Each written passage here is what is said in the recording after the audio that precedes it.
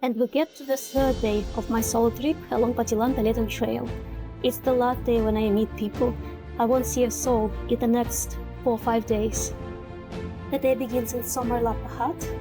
Then I make a short stop at, so it's a difficult name, Darilopal, and continue the water.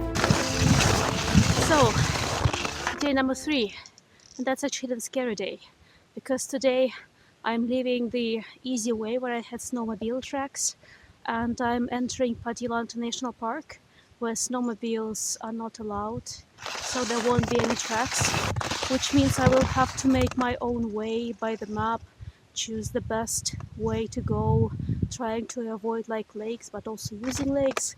I've never done this before, so I'm really nervous. Plus it's 25 kilometers today, so it's the longest day of my trip. Let's see how it goes. There were several things which worried me when I was planning the trip. The main being that the trail inside Padjelanta National Park is not marked for winter. In the first 2 days I had those red crosses, which are winter markings, and you can see them well above the snow. But inside the park there are only summer markings, which are basically paint on cobblestones along the way, so you can't see them under the snow. But that's actually not the main issue. Summer trail is usually set with certain things in mind, like crossing streams where it's easy to ford, going a bit higher on a mountainside to avoid wetlands, etc. And it's often not what you want to do in winter. For example, it's easier to ski on a river when it's frozen than going along a steep mountainside. Or sometimes it's too much snow in the forest along the summer trail, so you can't use it. It's quite windy up here, and the wind is really icy, so I had to cover my face a bit with all of this. Look, I'm getting higher and higher up in the mountains. So here I'm entering the Padjelanta National Park. Beautiful.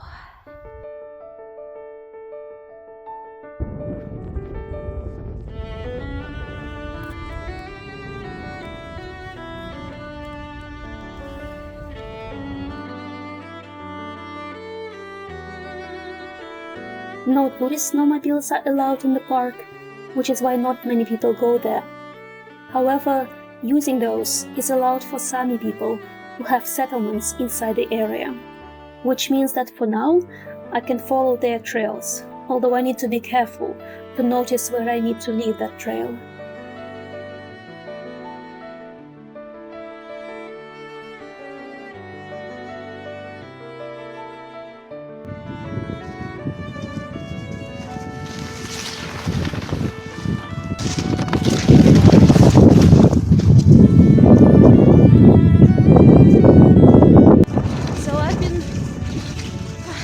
For about 5 hours now, and I can actually see the intermediate cabin, the one that I'm skipping today. Still a little bit to go, but at least I can see it. But I'm so tired, and I still need to get to the next cabin today, so I cannot stay for long, but I will have a little sit-in for maybe 10-15 minutes to just have a little bit of break. The huts inside Padjelanta Park belong to Laponia Tourism. They look like a set of small cabins and are locked for winter. Only one cabin at each location is supposed to be open during winter, as their webpage told me. I was a bit worried if it is so. There is also supposed to be gas at this hut. I only stopped for 10 minutes to have a snack, but I met a father and a son at the hut who was skiing into Sarek and decided to stay here. And they were the last people I'll see in the next 5 days. So I just left the cabin in the middle, and I'm going to the next one. And here I will take a short break in my story to tell you about my safety precautions on this trip. The thing that worried me the most was being caught in a snowstorm. It happened to me before. What you see on the screen is the passing of a snowstorm. When I was inside, I couldn't film because I was just too busy surviving. It could be hard at this time, however, because there are no winter trail signs, so I cannot see anything. The main precaution was renting a larger satellite device with a proper map and the ability to get a weather forecast without phone reception. As my previous experience taught me, it's almost impossible to put up a tent in a strong wind of a storm. So I opted for taking a bivy bag, which you can see me testing on the screen. It's a large, basically bag, made out of the same materials as a tent is, and with some opening for air access and for looking outside. You just get inside with your backpack and wait inside. At least you don't have a problem breathing in a cold, strong wind, which was the second main problem when I was in a blizzard, after the first one of not being able to see anything.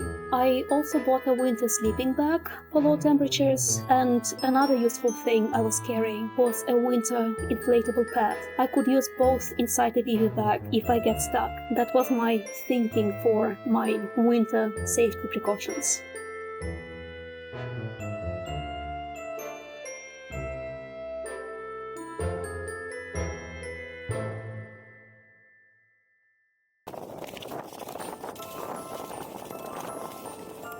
And now I'm getting into the mountains. It's a very long uphill. Plus, I'm a bit behind on my planned time, and it's still a very long way to the next cabin. You can also see the problem I started getting here. There is a thick, uneven layer of ice on the snow, which makes it so hard to ski.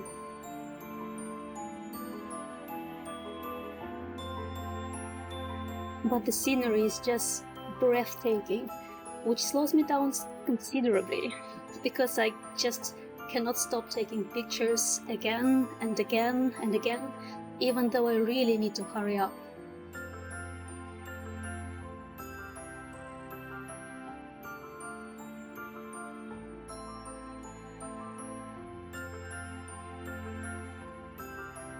And here I had a bit of a silly panicky situation, probably just because of how tired I was. It was about 5 in the afternoon, and I've been skiing for 11 hours. I had to leave the snowmobile trail, as it took me away from the cabin. It was sunset, but I was still quite far away from the hut. And here I saw a very clear and lowly animal trail, which kind of freaked me out, as my first thought was a bear. I know now that it's either lynx or maybe Wolverine, but back then I got quite nervous. And honestly, I've never skied so fast before, and I just rushed towards the cabin, fighting the ice, which made going uphill and downhill extremely hard. And finally, I reached the cabin, and of course, there was one open one, despite all my worries. You know, it feels so good to get inside the shelter when you are absolutely alone for miles around you. But I hate being dramatic, so let me just show you inside the hut. This is another type of cabin, which doesn't belong to Swedish Tourist Association, but to Laponia Tourism. So there's no host in this hut. You have gas though. I will go now outside to turn it on, and then I'll be able to turn on the gas stove and the gas heating. So first, to be able to use gas heating inside, you need to unscrew this little thing to let some air into it.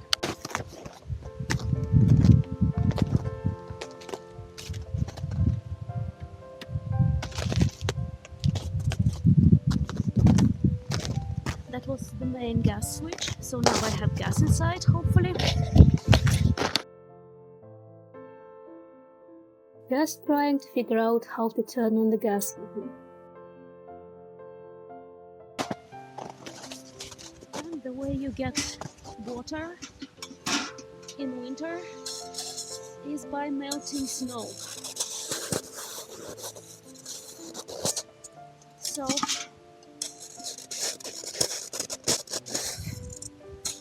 I just need to get myself a bucket full of snow. I'm melting some snow here. Hopefully I will get some water, but it takes ages. So I haven't even started unpacking and settling down because I'm just constantly bringing more and more snow. But then I'll be able to use some cutlery, cook maybe a bit, and take one of these beds to sleep in.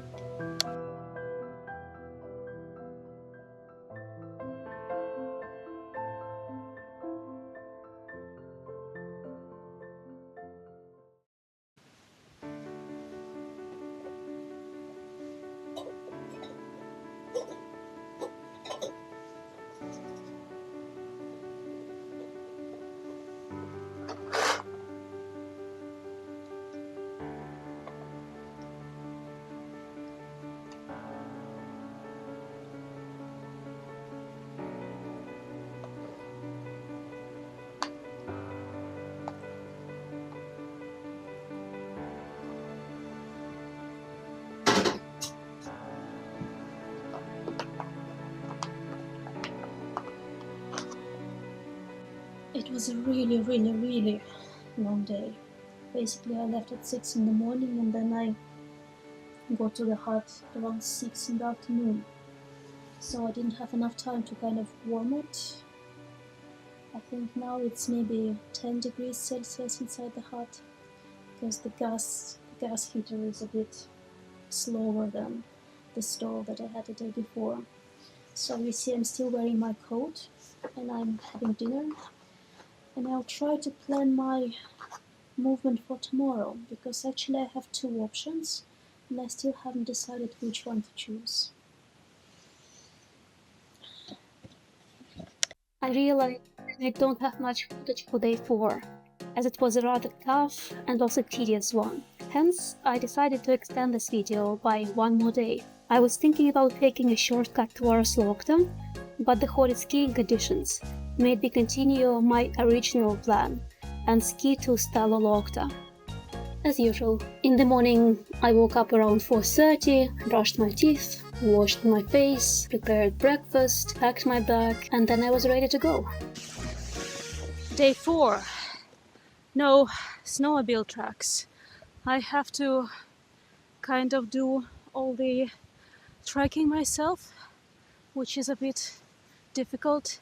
Plus, the surface is really horrible because it looks like there isn't much snow, so there's a lot of ice and it's very uneven, very slow to ski on. So I don't know how long it will take me today, but we'll see. See, that's ridiculous. It takes me ages because sometimes I need to take my skis off. Sometimes I need to really go sideways trying not to sleep.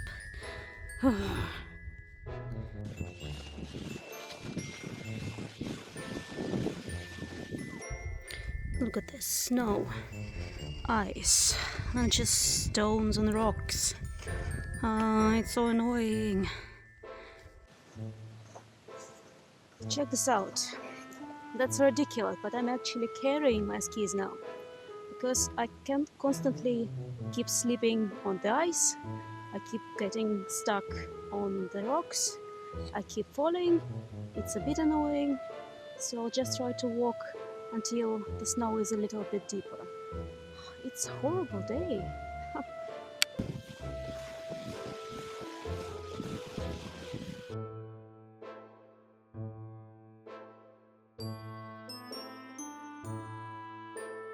It's ridiculous.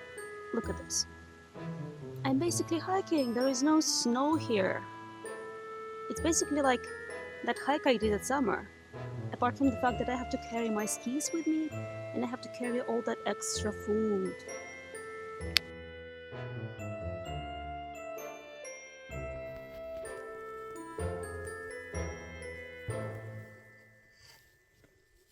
Talolokta gave me a bit of a scare because hiking in summer, I stayed in the large multi-room building and thought it must be the one open, but it was locked. Finally, after this horrible day, I get to Talolokta station. I panically skied around and found a small cabin behind, which was the winter one.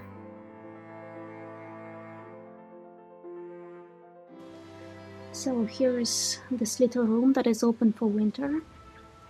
Some snow is being melted there. I'm trying to get stuff out of my bag and then unfreeze my skis, and most importantly I'm trying to dry my shoes. For some reason today my shoes got wet, and that's really annoying because winter wet shoes not great. And most importantly, this little hut doesn't really have a drying room, and I cannot really put my shoes on top of the gas stove because it's too hot, so I don't know what to do. This one is a bit bigger because, as you can see, there are actually 6 beds and there is even a light. And here comes the end of the day 4, which means that there are still 4 days left. And if you are interested, you can subscribe to my YouTube channel, which is still extremely embarrassing to say, sorry about this. But also, if you liked it, give me a thumbs up, maybe leave a comment, ask me something, and I hope I will see you again.